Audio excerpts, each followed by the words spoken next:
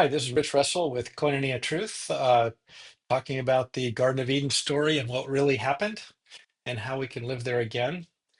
I had said in the last video that I was going to give a summary of the overall Garden of Eden story. And then as I was thinking about it, I said, you know what? There is one single message that is more important than any other story, than any other message in the Garden of Eden. It's more important than any message in the Bible. And it's even probably the most important message in the history of mankind. I wanted to just share it with you. This was this is a God taking me to a really deep place to give me this revelation, but it did. It started in the garden, just like everything else. And I want to share it with you. And this is it. Adam separated himself from God and the woman through disobedience.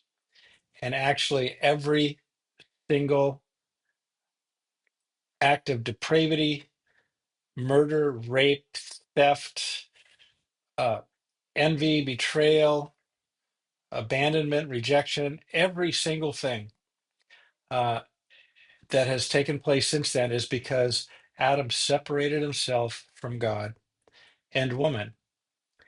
Jesus, on the other hand, um, came to earth, went to the cross to reconnect us back to God and reconnect us back to one another through total, complete obedience to the Father. And if anyone could have found another way, it would have been Jesus. Jesus was a miracle worker. He raised people from the dead. He did creative miracles.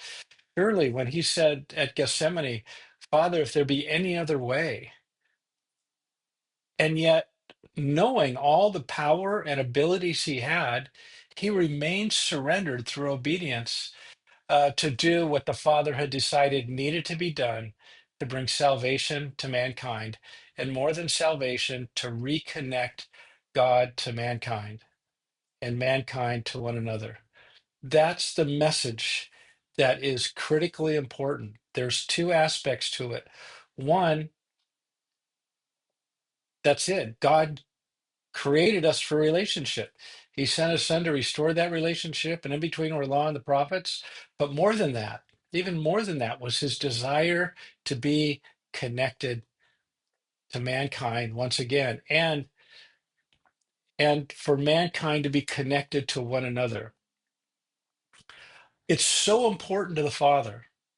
It was so important to the Father that at the moment Jesus died, before he went to the underworld, before he was resurrected, before anything else took place, the veil was rent in two. Jesus ended the separation between God and between man and between one another, between man and one another. That's how important it was to God.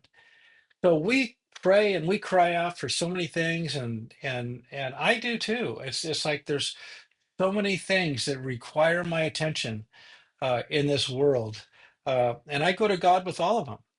But there's one thing that He showed me that is what is always on His heart. He wants us reconciled to Him and to one another, and that's what He came to earth for. So Adam's incredible act of destruction was completely reversed. The separation has been ended, and we can now enter into relationship with God and relationship with one another. That is the primary thing on God's heart, more than anything else. More than anything else, it is to be reconciled back to God and to one another.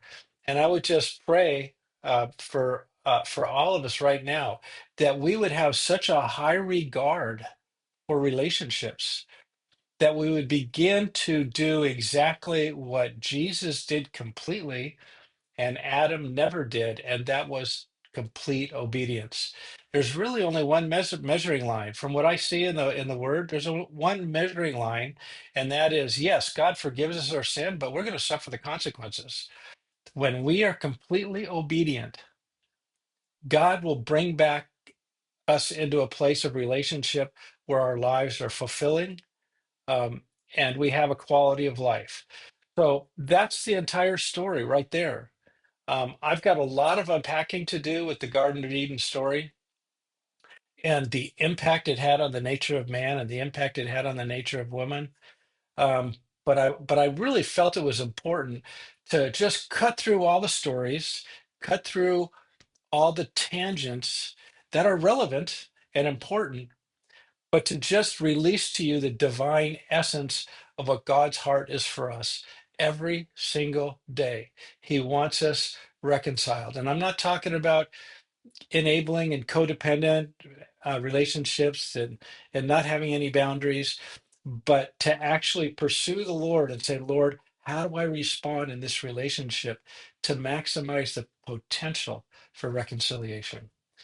So that's what I wanted to share with you, and I really hope that piqued your interest on finding out what are the obstacles to that reconciliation in us psychologically.